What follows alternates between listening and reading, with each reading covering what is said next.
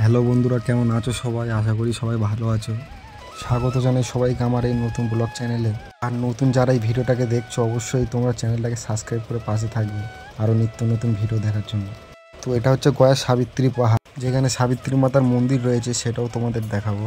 চারিদিকে দেখছো কত সুন্দর পরিবেশ, শুধু ওয়াও। আর এখন আমরা রয়েছি পাহাড়ের ঠিক মাঝ বরাবর, যা কিছু মানুষের পক্ষে ওটা খুব কষ্টদায়ক হয়েছিল। আর তোমরা কারা কারা এই পাহাড়টাতে এসেছো অবশ্যই কমেন্ট করে জানাও। আর চারিদিকে দেখছো কতই সুন্দর পরিবেশ, সত্যিই মুগ্ধ হয়ে গেছিলাম। তো এখনো পর্যন্ত তোমরা এখানে যারা ঘুরতে আসুন, অবশ্যই ঘুরতে আসবে। এটা হচ্ছে গয়া সাবিত্রী পাহাড়।